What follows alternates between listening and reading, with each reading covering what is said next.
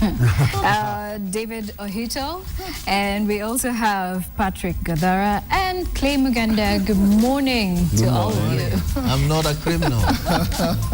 Well, for now you are partners in crime. We're all in the same field, but it's good to have you all on today's edition of the Newsroom. As you can clearly see, Sophia is not around. So, of course, the big issue right now is what happened in Makueni yesterday. And that chaos there was just something that many, or the governor to start with, described as an assassination attempt. I don't even know. I don't know how to put that in the correct English. An alleged assassination attempt. Gathara, what do you think about what happened in Makueni? I think what happened in Makueni cannot be seen in isolation from the other acts of violence that have been happening. And the fact is there is a lot of intolerance, as the Deputy President said yesterday, where we've got this push for referenda, which is legitimate, it is constitutional, you know, and there's, of course, legitimate and also constitutional opposition to it. You know, why this would then lead to blows is something I don't understand. I don't see why it should. But going beyond the politics of it, I think we really need to interrogate exactly what happened. You know, who shot who, when. You know. Same thing happened in Nandi. You know, some people invaded a rally, and there was violence. You know, we've seen in Nakuru booklets for the pro-referendum guys being confiscated and stuff. So I think we really need to interrogate what's actually happening and who's breaking which laws. And then we need to see prosecutions. You know, so it's not enough. The media is really focused on the politics of it. You know, when really we should be examining the legalities, you know, the illegalities that have happened, and ensure and asking why aren't people being arraigned in court? You know, why aren't people being prosecuted? You know, on this. All right, David, what would you comment about yesterday's incidents? I think it shows the flu which is catching up with Kenyans about political intolerance, that we cannot have two opposing sides sitting down to discuss matters that are beneficial to citizens. It's really a very sorry state of affairs. But if you look at the amount of careless use of firepower, then it shows you there's something amiss with our leadership and their security guards. There's no way the OCPD can say that every MP had a bodyguard and they could not establish whose gun shot who. Then why do we have ballistic experts? I mean, there must be investigations and people must be held responsible. We can no longer allow such lawlessness to take place. Who is safe then? If the armed police officers ain't, if MPs aren't safe, if governors aren't safe, then what about ordinary citizens? I think this is a matter that really calls for proper action. There must be people held to account. The leaders must explain to us what really transpired and how they could allow their bodyguards to open fire on innocent people. Right. And Clay, what are your comments? I think just like I mentioned the other week when people threw shoes at a rally in Migori, I think what is happening is one thing that we're not interrogating here is it just shows how divided the country is. Either on political grounds, whether it is because of referendum or whatever it is. But I think Kenya has never been so polarized like it is now. Sure. It is extremely polarized. And then there's this also use of firearms. I think something needs to be done because people are so trigger happy. It's like you shoot to kill. I mean, nobody nowadays talks about shooting in the air to scare people away. It's all about shooting to kill.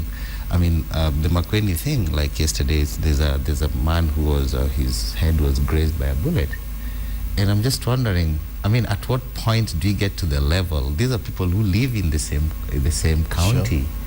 At what point do you get to the level when you actually start exchanging fire? You know, nobody was at risk. Nobody was actually at risk. It was not something like, I mean, some people stormed that place, and it was not an emergency situation. I don't understand. But actually what the media needs to investigate, or to not investigate per se, but actually what we need to talk about is we need to address this issue of how polarized, how ununited, divided this country is at the moment. We've never been this divided. Right. Yeah. But if I may just jump in, I also think there's another issue about the handling of firearms. We've had several cases. We had John Munoz up in Turkana who got shot. You know, yesterday there was some MP who discharged his weapon inside the airport. Right. You know, and then of course the bodyguards who've been shooting guys, the guys were shot in Makueni. You know, what are the protocols to Central guys Police who gets firearms, who has them? Yeah, you know, I mean, do they actually know how to handle them? You know, so we've got a lot of people in Kenya, and it's the other thing that I would really, I'd hoped in the aftermath of Westgate would be something that we'll be discussing, is the amount or the numbers of people in Kenya who actually own or who are licensed to have firearms, you know, and whether there are any checks on their competence on handling those firearms. You know, I mean, the guys at Westgate pretty much seem to know what they were doing, you know, but with the cases that we've been hearing now, you know, of guns going off, you know, and people getting shot, you know, we really need to interrogate what our stand is in terms of licensing firearms and the competence of the people to whom these firearms are licensed.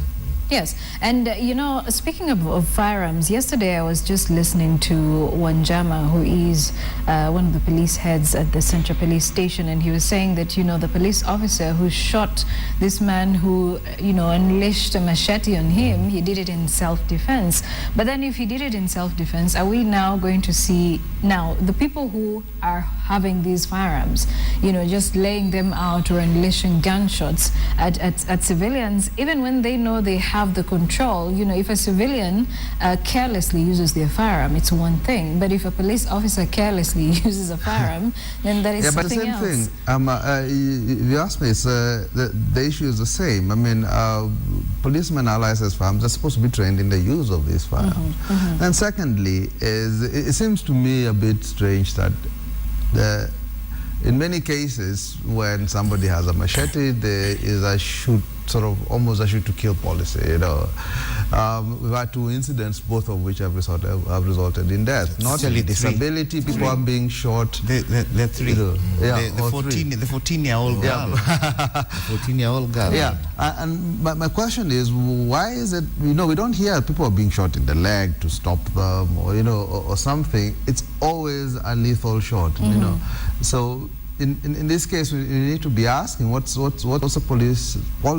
policy towards this? I mean, how do they understand it? What's their training?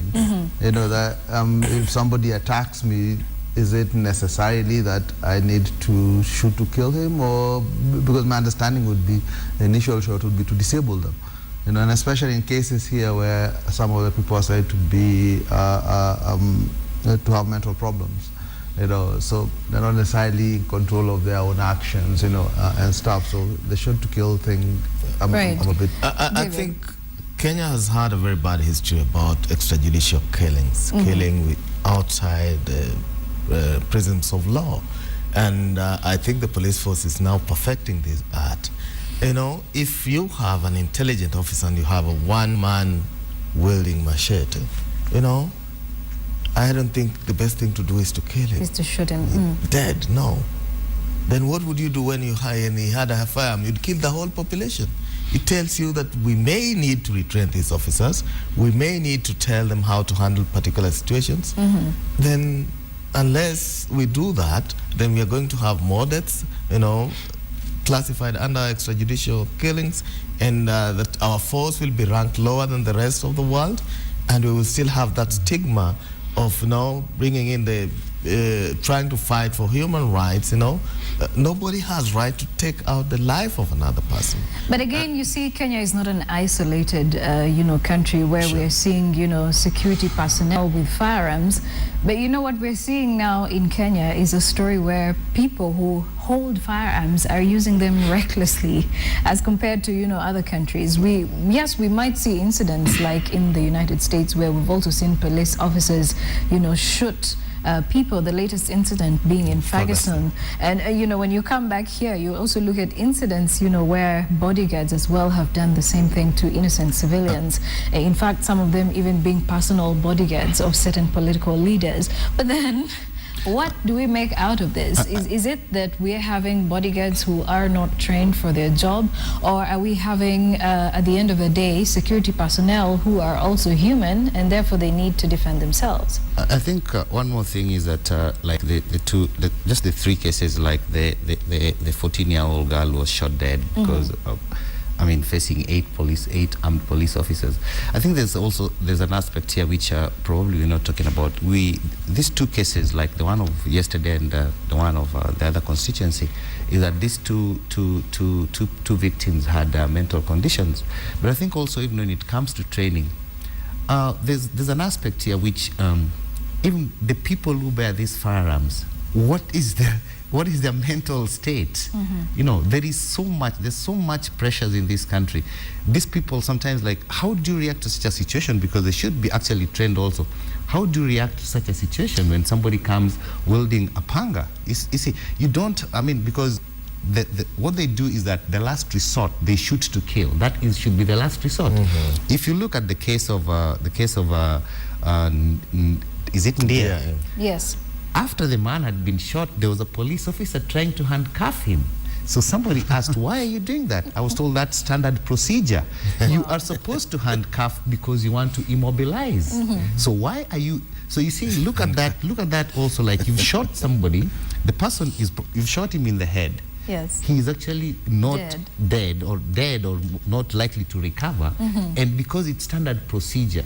So we should also look at the type of training and also what is the mental state of these people who bear firearms, because mental condition, it manifests itself in very many different ways. Yeah, and you also have to remember, you remember the report that you're more likely to be killed by a policeman than you are by a thug, for example. That one is there. The handling of firearms and the policy towards firearms and when you actually shoot is a big issue. Another one is there's failures across the board if people with machetes are being allowed inside police stations.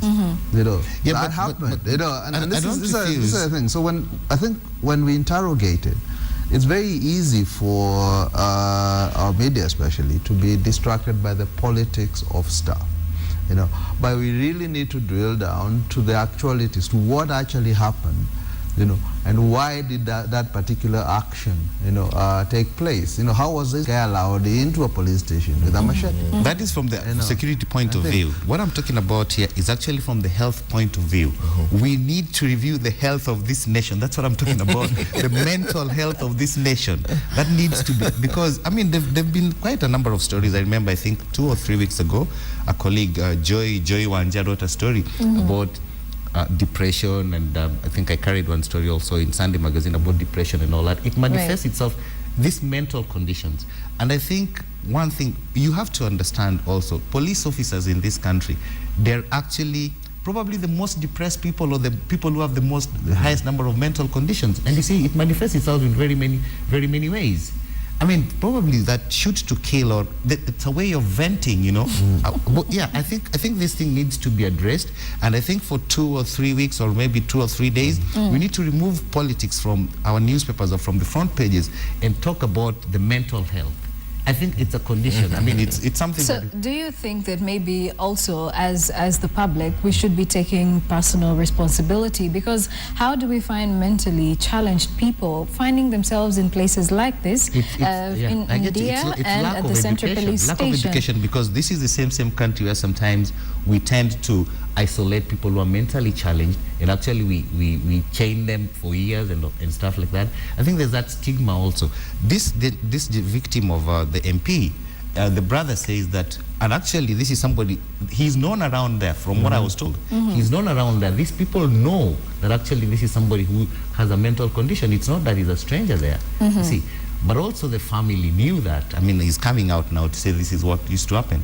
And I think what I'm talking about is we need to change our thinking about how we treat mental conditions. Yeah, but that's just, the mental conditions is just one of them. Yeah. But the two things are clear here. There's excessive use of force. Firepower I agree. by people who are licensed to handle guns. And then there's the careless aspect of use of these firearms from MPs to MPs' bodyguards. Yeah. All those are issues. Yeah, all these issues need to be ventilated. But I'll agree with Clay on one thing. As well. With Clay on one thing. I mean, our infrastructure for dealing with mental health is pretty much non-existent. You know, the government, in fact, if I'm not wrong, had scrapped the Directorate for Mental Health within the Ministry of Health. You know, how seriously we take these issues. You know, providing psychosocial support to the police. You know, I mean, they go out, they see the most awful things. You know, they're always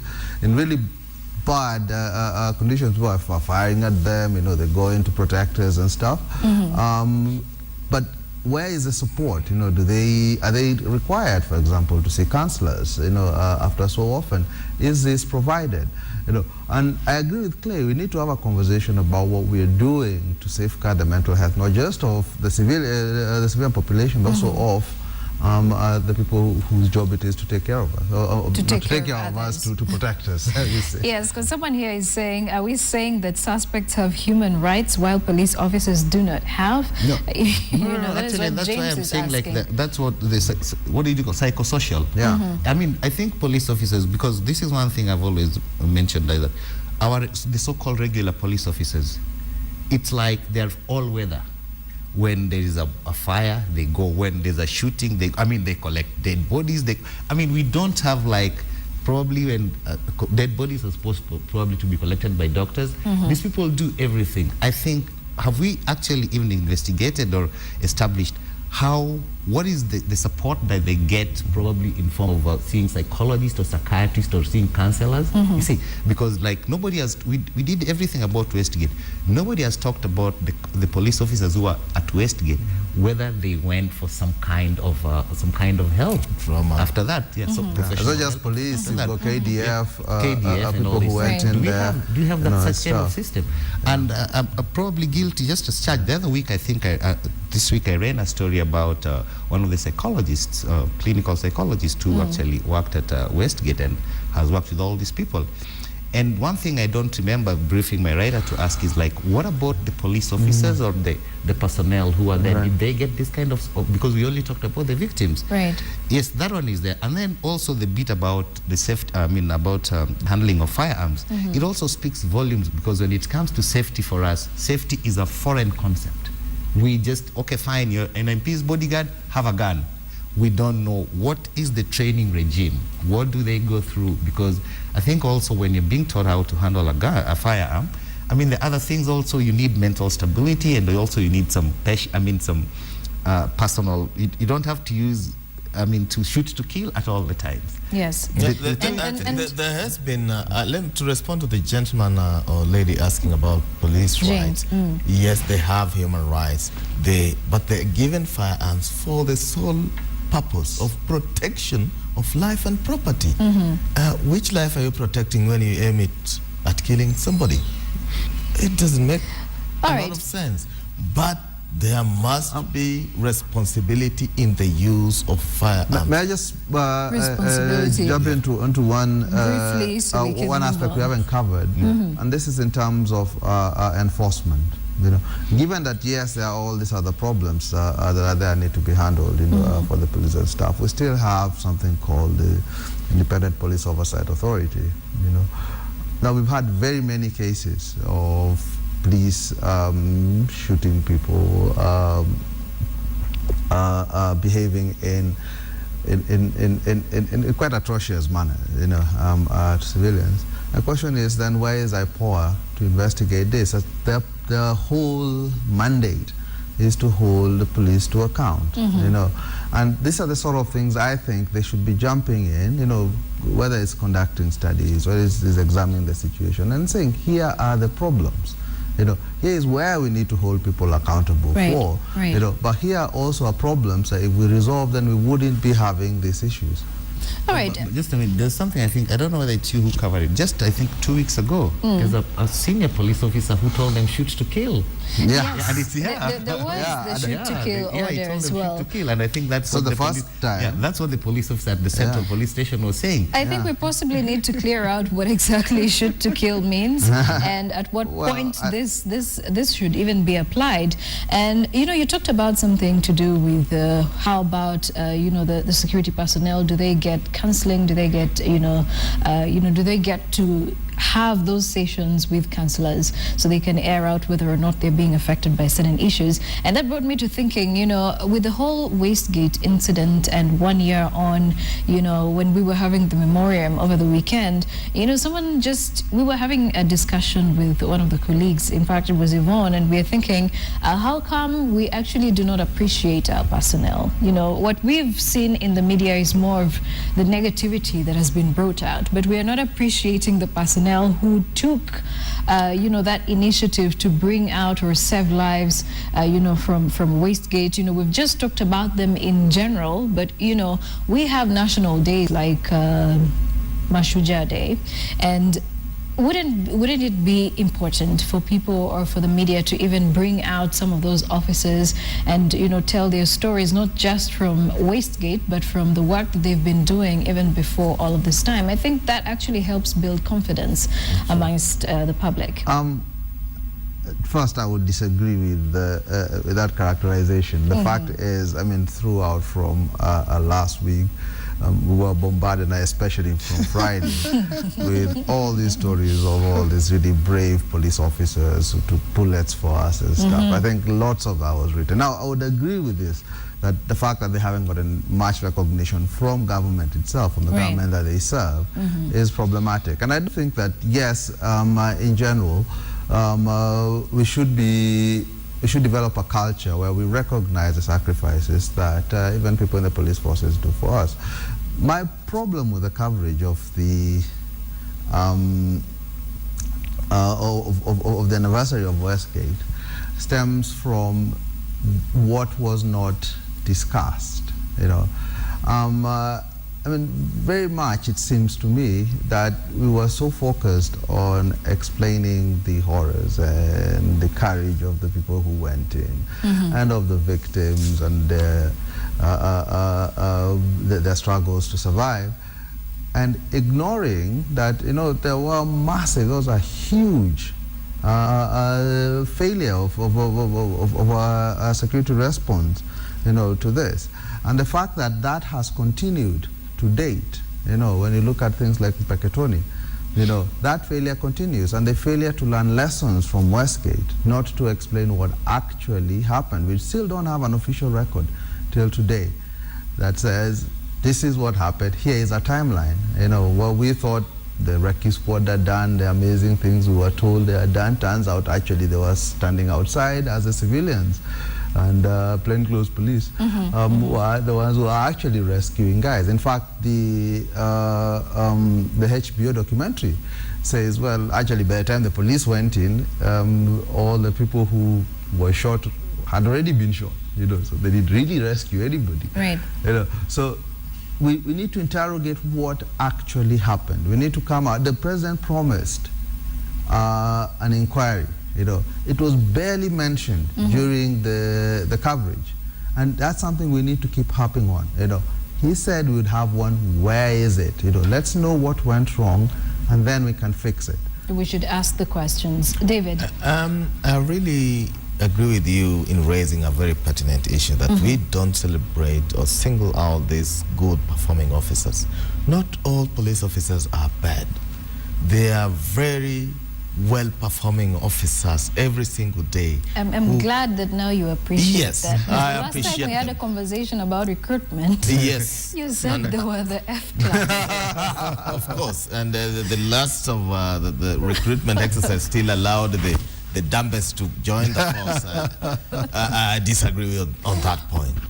There are very many good police officers, but the problem is that the institution is rotten, lacks public confidence, is under-equipped, they are poorly paid. So it's very difficult to strike the balance now.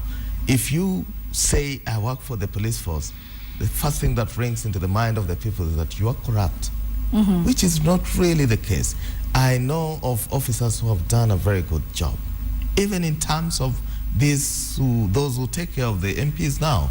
And we need perhaps to run a profile of who are they? Are they properly trained? Do they understand VIP protection? Do they know how to react in the case of such incidents? Then we can perhaps have a difference. But when we have bodyguards who would keep on shooting at senators accidentally, then we are going to have a very high cost for this country.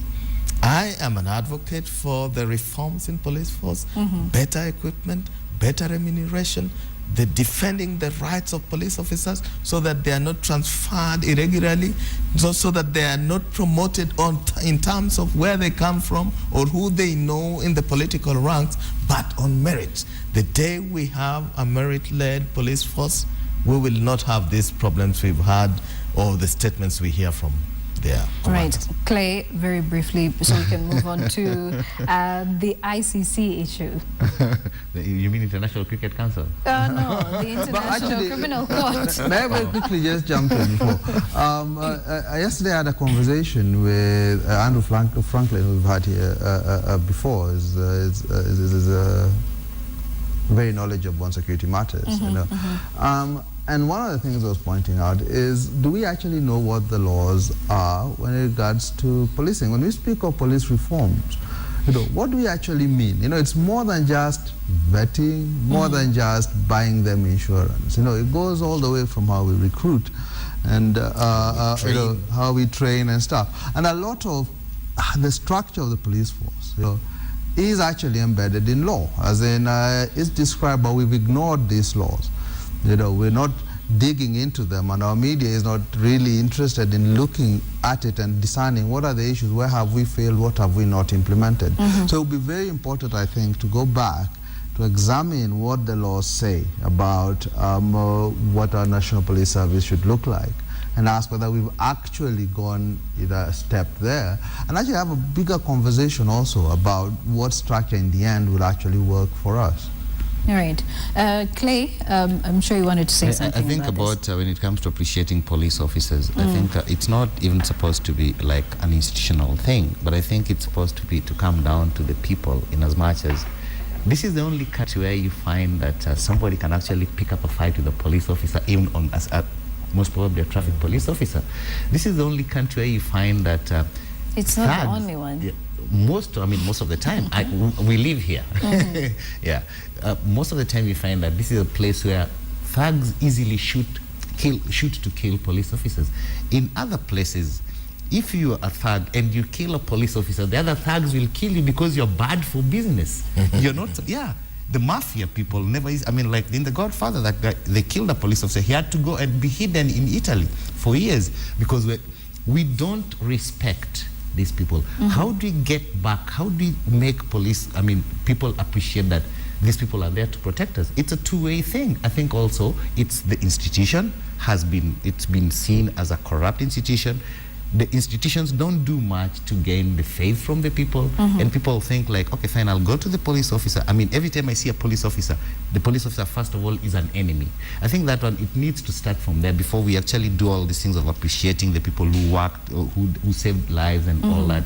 It needs to start from there. And I think probably maybe the media will have to start maybe from scratch and start educating the people. I mean, a police service is over 100 years old. You know, we need to go back and ask, when it was set up, what was it set up to do? When and what was it set up to do? Gentlemen, and we to be need quite to honest, move on. It wasn't particularly set up to protect us. And that's the fact. That's the truth. It was set up by the colonials to protect them against the populace, and we maintained it. Let's move on now to an issue that, of course, is of interest to all Kenyans, and that is about the International Criminal Court and just how President Uhuru Kenyatta is meant to attend the second-day status conference that is scheduled for the 8th of October. And they're saying, you know, he's required to be present, but also there's a possibility he might have to Skype or video conference, and should he not cooperate, then they're going to move the matter to the Assembly of States parties, and this could turn things around or might not turn things around. David, I'll start with you. Well, my only counsel to His Excellency the President is that he should remove all this Catalan singing. He should not step there from all the scene. They are not helping his case. They are not helping his cause. Yes. He has very able lawyers who have put up a very spirited fight in terms of law before that court. I think the only counsel His Excellency should listen to is the counsel, well-informed, and the learned counsel of his lawyers. All these political Catalans should just shut up. I don't think they're adding value to him. It is upon him to make a choice, and with the informed opinion of his lawyers, whether to attend the conference or not. Should he choose to, I think so far there has not been any tangible evidence before that court that really links him to the said crimes against humanity. And I think with the wise counsel again of his lawyers, he can make the best decision. A president has been set, whether he attends by video link or in person.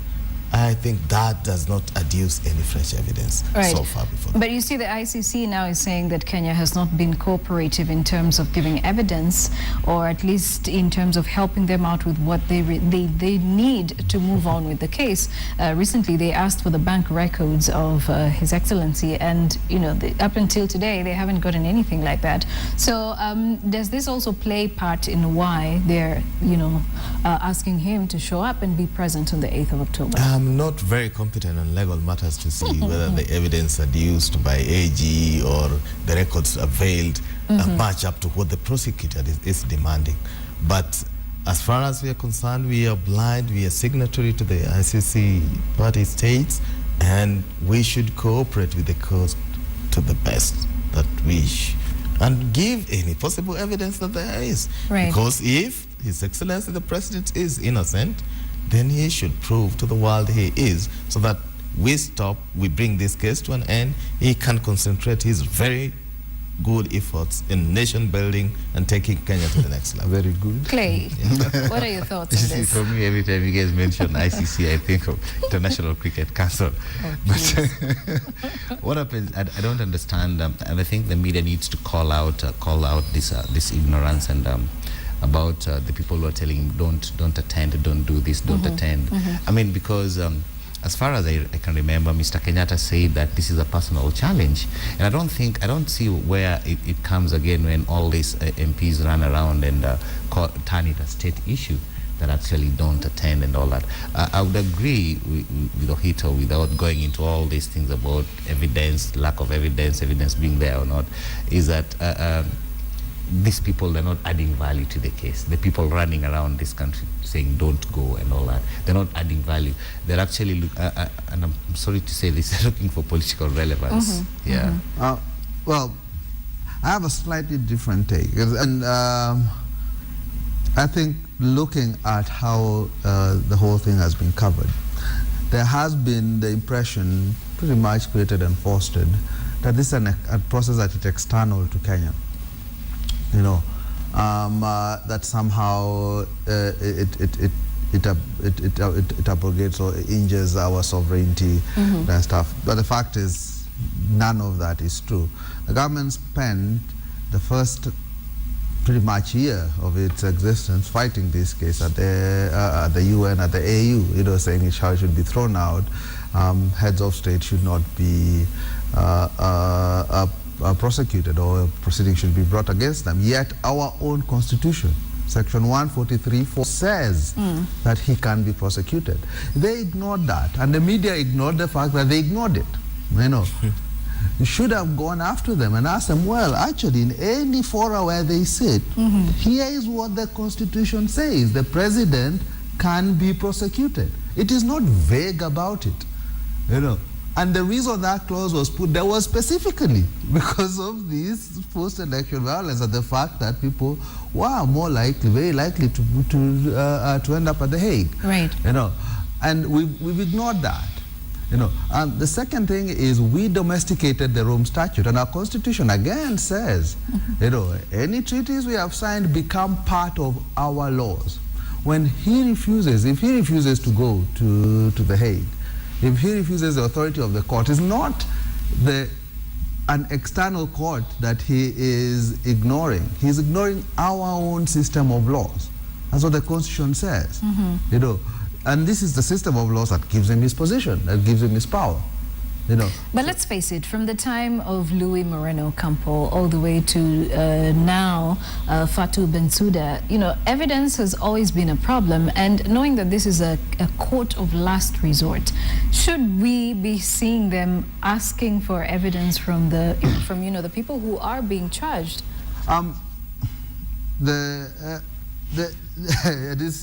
The Hague Court, as per our constitution, our laws, you know, the fact that the Rome Statute is part of our laws, you know, Hague Court is part of our laws.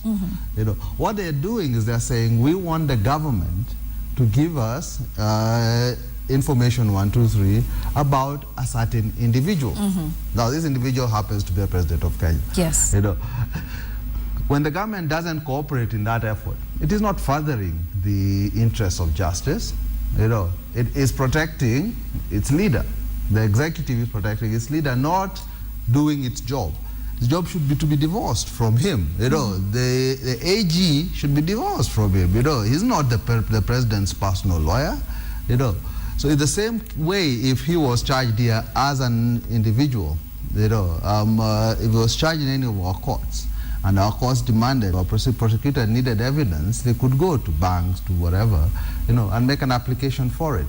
And this is the same way they've done it. And my thing is, it seems very much to me that the idea that we are investigating crimes, you know, that we should do all we can to provide all the evidence that's there, so that if somebody is guilty of a crime, he is grabbed, regardless of his position.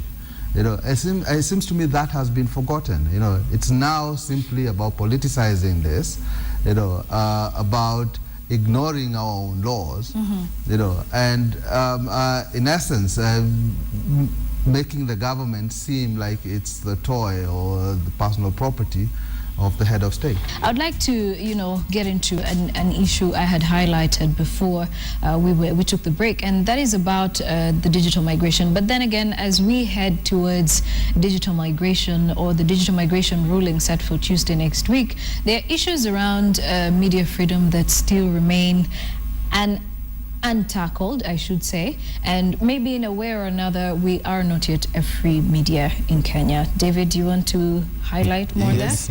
I don't think there's any free media anywhere in the world, not even CNN or Washington Today. Independent media. Yes, so Kenya has had a very vibrant media, admirable, one of the best across Africa. There's no single journalist in jail because of their course of work, but the threats are very live, and Reporters Without Borders ranked us poorly last week, number 90 out of 180. It shows you there's a lot of bad things going on. But my biggest fear today is that the threat from commercial enterprises, the threat from the owners, the threat from criminal gangs is really catching up with this media You know, he's a space. member of the Editors Guild. Oh, yes. And every other day there's so much threat that an editor today is worried much more about the number of papers they will circulate. TV editor is concerned about how many people are viewing, rather than the quality of the content and the real demand to tell the truth in their stories. So we're really caught in a very cagey situation. The situation looks bad, and in Kenya, with 2 laws still suspended by the High Court, with digital migration set to be decided in a few days' time, I think we're just waiting to see how this will snowball going forward. But threats are real. When you see MPs saying they want to spend public funding without being vetted, like Adan Kenyan, when you see individuals targeting journalists with hefty fines and media houses with abnormal, colossal sums, then it tells you that the threat is real and live. Are we prepared? Are we ready for the digital migration? Yes, technologically, I think most of the media houses are just away from the touch of the button. It will increase plurality. I've seen almost every other county advertising how they want to go on FM stations because the technology has allowed us the ability to implement such stations at low cost prices. Whether we can generate content to sustain the plurality of frequencies is a different ball game. With digital migration, I think it's a whole game changer. There will be very few people waiting for KTN Prime anymore in another 2 years. By a touch of a button, you can watch news anytime from your mobile sets. You can digitize the content and avail it at any one time so that there's no rush within the so-called prime time hours and so on. So I think for me it's an opportunity. It is a best practice that we must embrace. There's no more running away from it. But what the media houses and journalists have been complaining about is why do we give such opportunities to one Chinese firm at the expense of the rest of us? Why should KTN workers labor so hard looking for content, generating it, editing it, and then you give it somebody to give it for free? There must be value in return for those content producers. Because if we don't do that, we will not be able to pay editors like Clay and yourself. and Patrick. Patrick, let me hear from you. Well, on the digital migration front, I mean, we've had this discussion before, and I don't think there's been a good enough articulation of what the issues actually are. I think one of the big ones, and the major reason why the media went to court on this was about distribution. You know, who gets to distribute the content? You know, and I think the idea that we've got this really great forum where anybody can put up stuff might be impinged by the fact of a channel of distribution that then is governed by like 3 companies, you know, and who are these 3 companies, you know. I think we need to have better coverage of what it actually means for the common guy. I'm also a bit concerned whether we have the legal framework to govern the move to digital migration and the effects it will have. So for example, if counties want to get into broadcasting and stuff, these are public entities. These are essentially be setting up the equivalent of KBC in the counties. What are the laws to regulate it so they don't simply become a mouthpiece for government? Since they're being paid for by public funds, they should become essentially public service broadcasters. You know, not simply giving the point of view or becoming propaganda machines for county government. So we need to again relook, I think, into the laws, whether they're laws we need to change or to put in place to govern these things. Clay? When it comes to digital, I will leave that to the expert here. But I would like also, he's also an expert when it comes to media freedom, because he's a member of the Editors Guild. I use that. I call it Editors Guild. When it comes to media freedoms, and he says that there is no, Kenya has a vibrant media because there's no journalist who's in jail. Probably because Kenyan journalists are not doing anything worth being jailed for. You see, but I think when it comes to, there is no place where there's a free media, as you say. They're totally, I mean, but they try to be independent. In every place, the establishment will always try to clamp on the media. But how well do they fight that? Because, and for the past 1 year or more than 1 year, I have been telling David here, I have never agreed with him when he tells me about this thing of media freedom, the media being free in Kenya. Because I think sometimes we shoot ourselves in the foot most of the time. We do not fight hard enough for our rights. We take, it's very easy. I mean, we are taken back and forth, back and forth. You talked about these 2 laws which are being High Court or stuff like that. We've had all this time to have these things passed. We don't work hard enough, and when it reaches that time of maybe the ruling is to be done, then we will take to the streets. And that was the most defeatist thing the media ever did, taking to the streets. We are looking for sympathy. We are not taking our own rights. We don't know how much we are worth. When it comes to media freedom, I think the media is failing itself. And I'm going to say that right now. I have never known what the role, okay, if by stroke of good luck at this moment, the Editors Guild, the Kenya Union of Journalists and Media Council of Kenya fails to exist at this moment, I keep on asking, what will you lose as a journalist? What will a Kenyan journalist lose? Nothing. Because to me, they are just as toothless as they can be. They're not doing much to protect the individual journalist. The individual journalists, these people sit at their places, make decisions, and then hand them down. Kenya, first of all, when it comes to journalists, as they are reporters, let me call it that way, reporters, we don't even have something called like a press center. Where do we even meet to talk? We don't have things like that. All the laws are just handed down to us. Oh, this is what you guys are going to do. This is how you're supposed to cover elections. This is how you're going to cover things like Westgate. We never discuss them. They're handed down to us. I understand we have representatives.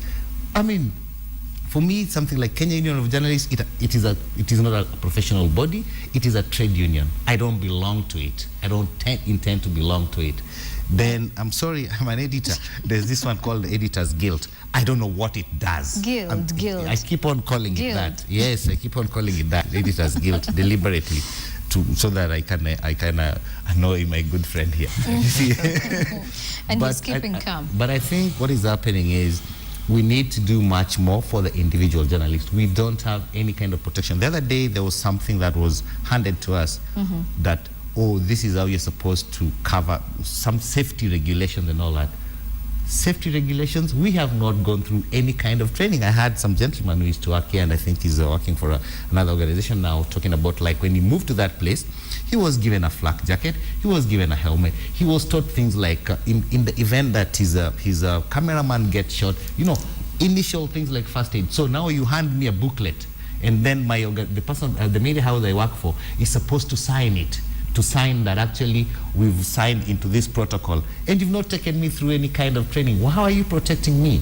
So basically, journalists in this country still, there's much more that needs to be done to protect them, and also there's much more that needs to be done for them to understand their rights, and they still need to do much more to actually get their rights. Because so we possibly need to look into whether or not journalism is a profession or it's an occupation, and maybe when we have answers to that, we can probably answer most of the questions that you've been posing all the way, all the way of journalism and how it's enabled here.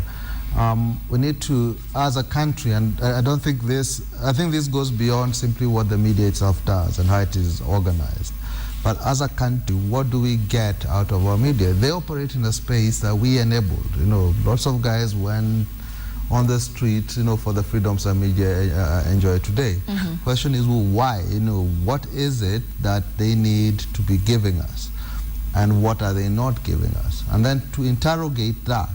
And what do we need to do better? I've always been talking about, for example, media at the level of the counties, you know, which is pretty much non-existent, you know, in most cases. You know, we need to encourage the growth there. What do we need to do as a society, you know, to encourage the growth of local grassroots press? You know, so that the counties are not reacting always to a national conversation, but are reacting to what their residents there are doing. They've got fora to discuss that. Right. So the whole infrastructure of how our press is organized, you know, is something I think needs to be interrogated.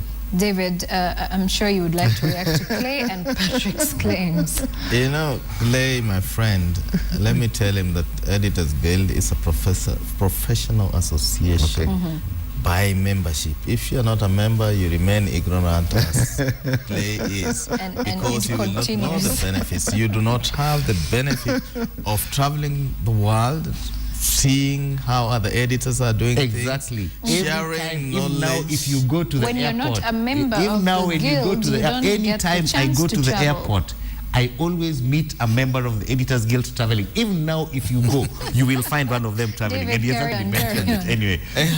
And you know, it gives you an opportunity to benchmark yourself with some of the best and also some of the worst, so that you see where you can improve.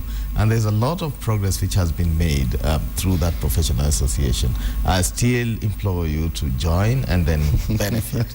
You will stop seeing things from the single prism lens. All right. Now, yes. The digital migration, as I had mentioned, will really change lots of things, the way things happen. When we have the national media, including KTN, where we are seated now, Nation, Standard, Citizen, there's need to devolve, to respond to the way the country is changing, to devolve media, so that when an incident happens in Dera, it does not take the national media 3-4 days to get there and start covering stories. But Mandera should be able to play part of the national coverage or enjoy its own way of sharing its information and content in a faster and better way. Right. That's the way I say it. All right. Now let's move on now to a little bit of business. You know, just a little bit. Let's just touch onto it. You know, we've been covering, or at least Kenyan media has been covering, you know, the battle between Safaricom and Equity Bank, and that is on the thin SIM technology. But then I'm wondering, you know, we've only talked about the battle and who is saying what, and you know what Equity is saying, what Safaricom is saying, who is actually fronting a case against the other. But then we've not really explained, seems the media hasn't really explained to Kenyans what exactly thin SIM technology is all about. And the more we leave Kenyans out, at the end of the day, they're going to make decisions to either stay where they are or move on with the new technology. And if there's any sort of interception on either side, it's still going to affect the customers of these same services. So have we really covered the thin SIM technology for Kenyans to understand? I would say yes, we have, including today's papers. I'm seeing better explanations. Problem with Kenyans is we don't read. We don't pay attention a lot to some of these details. There's been a lot of explaining about these things, and there's a lot of info even online if you care to now just share the info. But I don't think really there has been a battle for me. That's just a storm in a teacup. Where Safaricom is almost impossible to start imagining of rivaling it. I mean, it's almost impossible. Yes, we know Equity has acquired some muscle over the last couple of years. And if you look at the telephony industry in Kenya, Safaricom enjoys monopoly. Either way you look at it. They call it dominant player. It's another long word for explaining one thing called monopoly. So, yes, this SIM thing can be inserted on your regular phone without any addition, without any battery, without requiring, and be able to transact business. But Safaricom's argument was that by doing so, you can be able also to tap into its database, get its info, which will be a breach of privacy for itself and its clients. And that has been the argument. But now Equity has a go-ahead. We wait to see, because if even the thin SIM, if you are to survive, you still have to rely on the Safaricom, which enjoys the lion's share of the market. So for me, give and take. Yes, give Equity a chance. Let's see how much competition they might bring to the scene, because any form of competition is to the advantage of the wider public. So one way, yes, I congratulate Equity for this. We wish them well. We hope this form of competition will result in benefit, mutual benefit for both subscribers and the service provider. So you think this is one way of regulating dominance in the market? Not really regulating. Equity is not a regulator; it's just a competitor. Yeah, but fine. The regulator said, let's give them a chance and see how much they do. But I'm seeing the arguments here that Equity must also guarantee the regulator that it will not be interfering with the databases, the info of the other service providers, whether Safaricom, Airtel, or you. Yes. For Clay, me, would you like to say something? David's explanation actually shows one thing, shows the trilemma journalists, the media is in when it comes to covering these two giants. We have Equity, we have Safaricom. We have been covering the battle, actually. We've just been talking about the battle. And I want to disagree or not agree fully. People still don't understand what this thin SIM is all about. They don't understand. And for the dominant player in the market, who actually they tend to trust with all these services, to come and tell them that if you put this thin SIM, it is going to affect your... I think they must have based it on something, unless they're probably lying. And if at all they were lying, did the media come out and call them and tell them, no, you are lying, it does not happen that way? I mean, nobody has done that. So here is a case where, when it comes to Safaricom and Equity, and it's a fact, we have a problem covering them because we don't know at what point we are going to cover Safaricom negatively. Adversely. Yeah, adversely. And at what point we're going to cover Equity adversely. At what point do we say this and we speak out like that is adverse? That's not the notion that Equity represents. Because what is happening is that the media has been taken in awe by these two companies. We are actually awed. I mean, we just look at Safaricom and we don't know how to call them. So whatever they say, we tend... That's why we are calling it a battle. We've not actually gotten into all this thing to understand, like, does thin SIM, does it affect? Is or it does beneficial? It not? Yeah. So we have not actually broken it down to the public, and I think there the media has failed. I think. Patrick. I think to link it back to the discussion we had before, I think the media might also be in a dilemma as to how to cover its own advertisers and how not that's to what I'm talking alienate about. It's them. not a dilemma, it's more than that, it's a trilemma. So in terms of looking into this, so if, for example, Safaricom is lying, let's assume, I'm not saying they are, would the media really come out, given Safaricom's advertising budget, and say it? And these are some of the things I think, again, we need to interrogate as a society, and to say our media are so beholden to its advertisers. Is that something we want? We've seen it with government, government threatening to withdraw advertising from press to bring them to heel.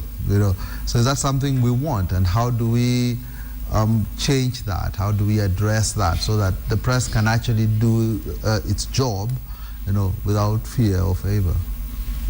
Right. Okay, and now we'll move on to the Saudi Arabia Kenyan workers as well, who have been going through a whole hell of situation. And the latest that we saw yesterday was the Saudi Arabia Kingdom government, do I put it that way, that was coming out to, say, look here, yes, there are those isolated, in fact, they said there were isolated cases of Kenyan workers who were being tortured, and maybe some of them have died in Saudi Arabia, but then there a whole lot of Kenyans who are down in Saudi Arabia, and they are a happy lot. In fact, they are working very peacefully, they're very successful, but then again, we are still seeing a situation. In fact, I think it was last month, there was a lady, Eunice Wanjiku, 32 years old, died in 2012. Her body arrived in Kenya. That was towards the end of last month, and that was a very touching story, because what we're seeing now is that there could be some other people who maybe died and they've lost touch with their families back home, and we are seeing fake agencies, if I might call them, continuously sending people to Saudi Arabia. So what is it? And then what is even more can I say what is more disappointing is that in the media we only cover these stories when they've gotten to the crisis level.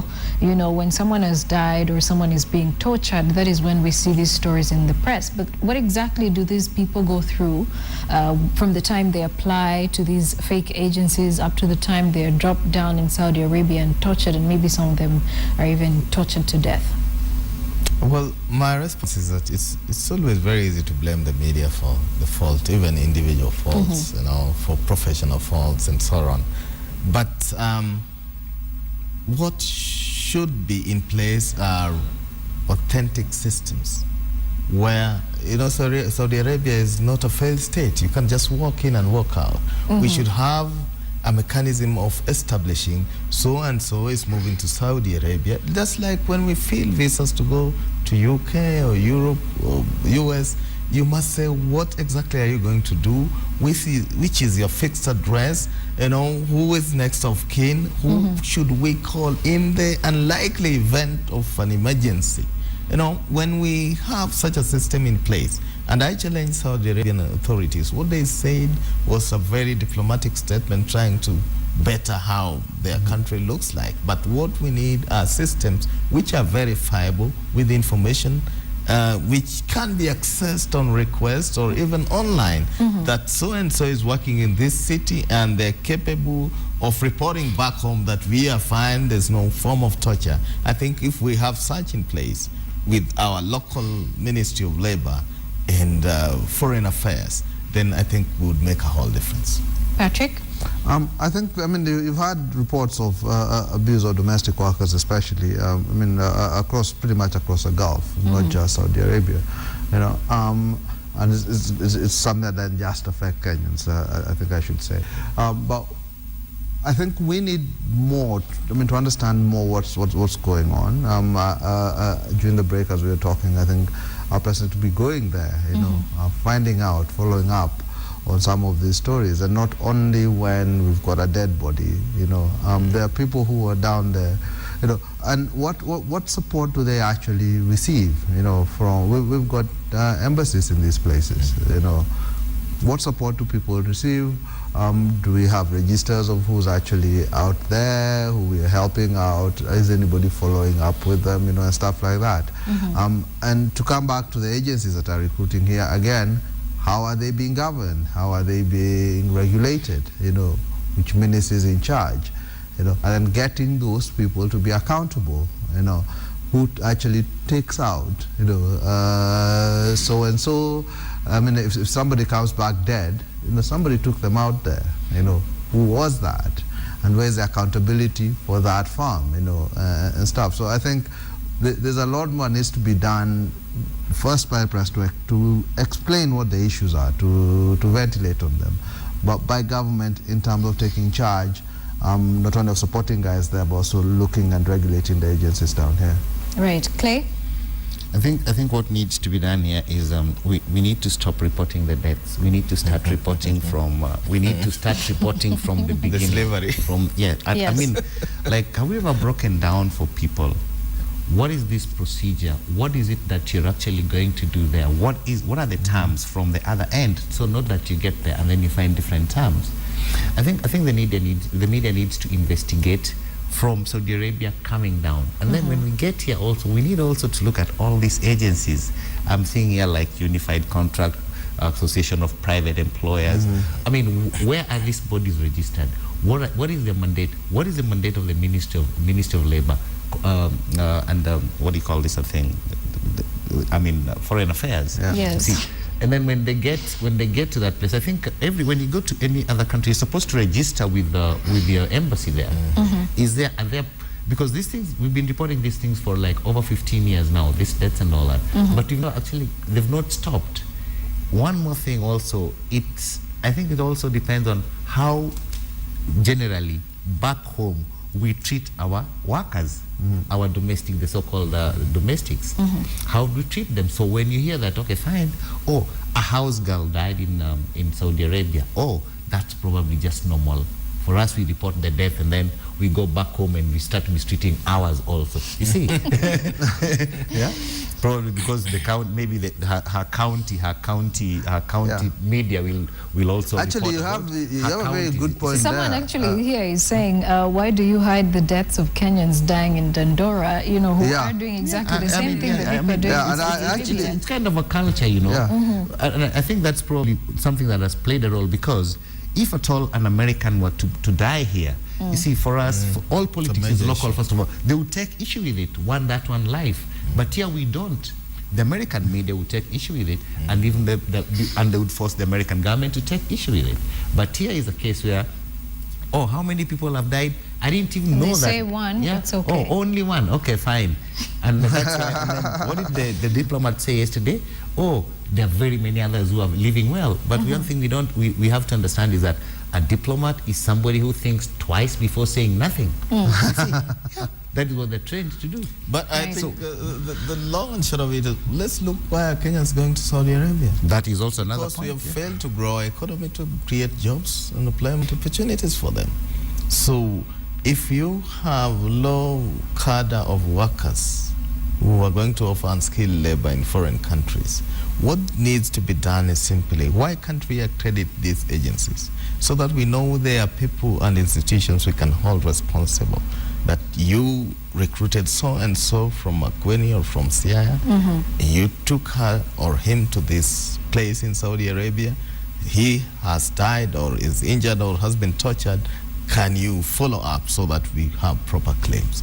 I think once we have such structures, because then I don't understand why we have Ministry of Labor and some busybody sitting in that office. There must be people to be held responsible for such. I think we Right. should, and the media All needs to start telling them, like, you need to be held. You To know, lay And out as the well, issues look as at they treatment are. of domestic workers within the country. It's also not the best. So just as much as we complain that people are being mistreated outside, we need to look at treatment of workers also. So it's All right, we're out of time. I treat mine and, well. I treat mine well. So yeah. we're totally out of time, which would have touched on the issue of biometric registration moving to the counties.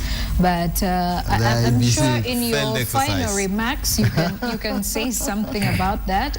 As you give your final remarks, I'll start with Clay. And For me, actually, they're doing fingerprints. I have a problem. Most of these machines don't read my fingerprints.